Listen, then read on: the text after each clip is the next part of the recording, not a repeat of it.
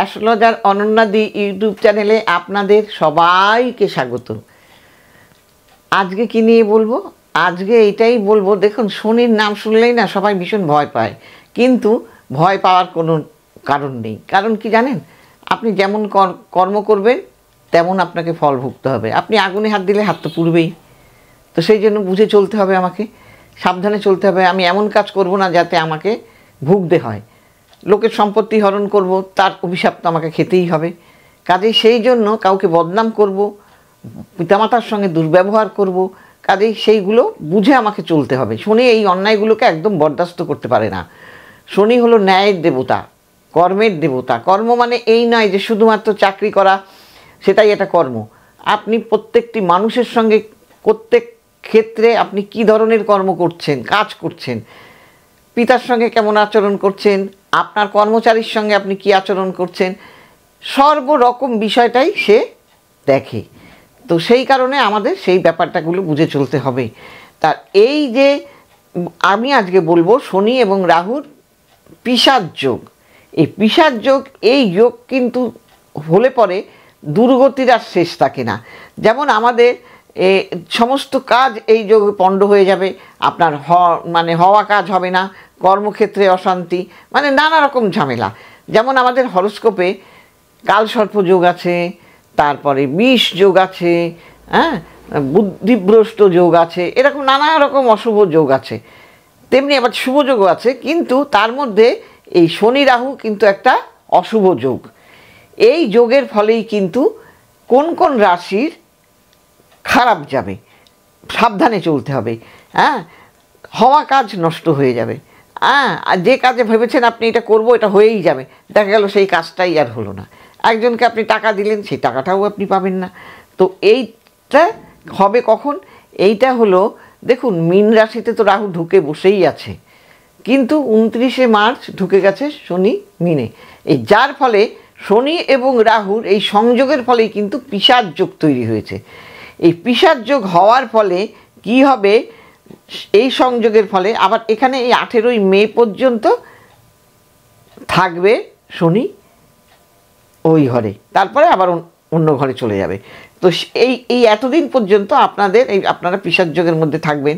তাতে কি হবে, সিংহ রাশি, মীন রাশি এবং মিথুন রাশি, এই কটা রাশির কিন্তু খুব সময় খারাপ যাবে। এই শনি রাহুর সংযোগের ফলে সিংহ রাশির 8ম ঘরে থাকবে। আর এই পরিস্থিতিতে কি হবে, যে চাকরিতে পদমর্যাদা হানি হতে পারে, চাকরির ক্ষেত্রে অশান্তি হতে পারে, আর্থিক পরিস্থিতিটাও খারাপ যাবে, আপনি ভালো কর্ম করেও খারাপ বদনাম পেয়ে যাবেন। আবার আপনার বাড়িতে কর্মে উচ্চপদস্থ কর্মচারী আপনার প্রতি রুষ্ট হবেন।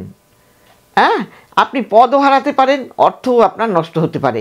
একটা তিক্ততার কর্মক্ষেত্রে একটা তিক্ততার জায়গা আপনার তৈরি হয়ে যাবে। পারিবারিক ক্ষেত্রেও আপনার সমস্যা হয়ে যাবে। আবার কি হবে, যে আর্থিক ক্ষতি তো আছেই, তার সাথে সাথে আপনি যদি ঋণ নেন তাহলে সেই ঋণের কিন্তু আর শোধ করতে পারবেন না। সেইগুলোও কিন্তু আপনাকে বুঝে শুনে করতে হবে। আপনি অনেকটাই কিন্তু কর্মচারীদের উপরে আপনি নির্ভরশীল হয়ে পড়বেন। এই নির্ভরশীলটা যদি হন তাহলে কিন্তু আপনার ক্ষতি হয়ে যাবে। এই নির্ভরশীলটা আপনি হবেন না। কাজেই এইগুলো কিন্তু সিংহের ক্ষেত্রে বুঝে চলতে হবে। এইবার বলবো মীন রাশি নিয়ে। এইবার মীনের 7.5 দ্বিতীয় পর্যায়, এই দ্বিতীয় পর্যায়টায় মীনের শুরু হওয়ার জন্য তার কিন্তু মা বাবার শরীর স্বাস্থ্য খারাপ যাবে, আর্থিক জায়গাটা খারাপ যাবে, প্রেমের ক্ষেত্রে ফাটল ধরবে, পারিবারিক দিক থেকে অশান্তি বাড়বে। যারা পড়াশোনা করছে তাদের ক্ষেত্রে কিন্তু পড়াশোনার জায়গাটাও ভালো থাকবে না, মানে একটা অসহ্য রকম ব্যাপার। কিন্তু তাই বলে কি আমাদের সবসময় কী করতে হবে, মাথা ঠান্ডা রেখে চলতে হবে। মানুষকে কটু কথা বলবেন না, সব সময় একদম ঠান্ডা। আপনি জানছেন এখন আমার সময় খারাপ, এখন কেউ যদি আমাকে মিথ্যে অপবাদ দিয়ে যায়, আমাকে সেটা সহ্য করে নিতে হবে। কাজে এই সহ্যটা যদি আপনি করে নিতে পারেন, তারপরে পরবর্তীকালে কিন্তু আপনার দারুণ জায়গায় আপনি পৌঁছে যাবেন।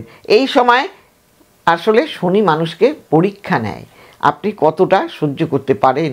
কোনো চুক্তিতে আপনি সই করবেন না। যদি চুক্তিতে সই করেন তাহলে কিন্তু আপনার একটা মানসিক চাপও থাকবে এবং আপনার মানে ঋণও হয়ে যেতে পারেন আপনি। আবার এখন বলবো আমি মিথুন রাশি।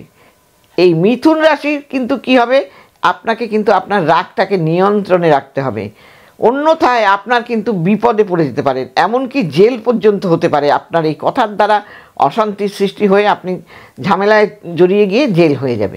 শত্রুদের থেকে একটু সাবধান থাকবেন। প্রতিপক্ষের সঙ্গে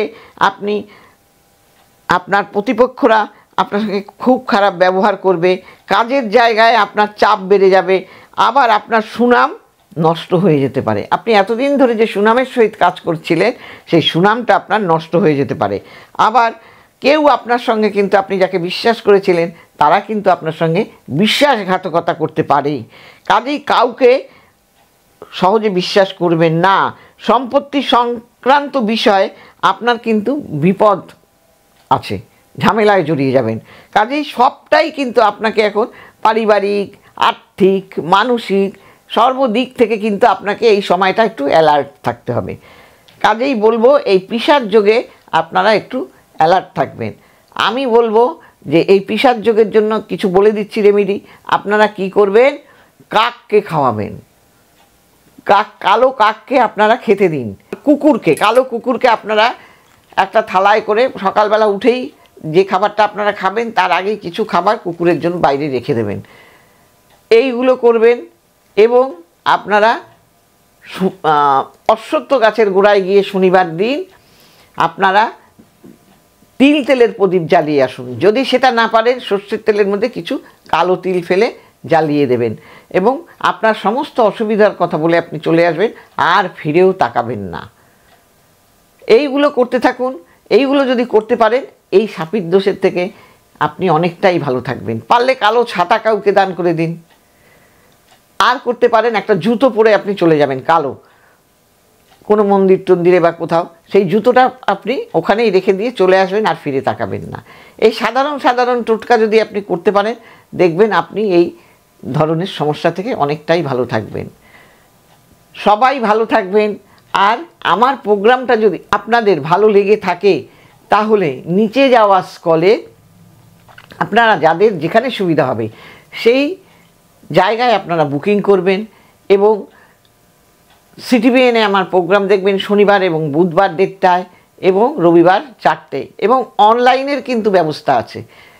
এটা কিন্তু পেবেল, এই নয় আপনারা ফোন করে বলবেন যে দিদি একটু কিছু বলুন না, এখানে আপনাকে পে করতে হবে কিছু। কাজেই এটা করতে পারেন, সুবিধা আছে। যেহেতু আমি দীর্ঘ 42 বছর ধরে কিন্তু আমি এই লাইনে, আমার দেশ বিদেশে বহু জায়গায় আমার ভক্ত শিষ্য আছে, তারা সবাই কিন্তু আমাকে এইভাবে অনলাইনের মাধ্যমে তারা রেমেডি নিয়ে থাকে। আর আপনারা ভালোবাসেন, আর আপনাদের ভালোবাসায় আমিও আপনাদের কাজ দিতে পারি, আর সেই কারণেই কিন্তু এত বছর আমি টিকে আছি। আর কি বলবো, আর বলবো আপনারা সবাই ভালো থাকবেন এবং শুভ নববর্ষ আপনাদের ভালো কাটুক 1432। আর বলবো সাবস্ক্রাইব করবেন, লাইক করবেন, শেয়ার করবেন এবং সবাইকে ছড়িয়ে দিন এবং সাবস্ক্রাইব করবেন। আপনাদের একটা সাবস্ক্রাইব কিন্তু আমাদের অনেক কাজে লাগে। সবাই ভালো থাকবেন। নমস্কার।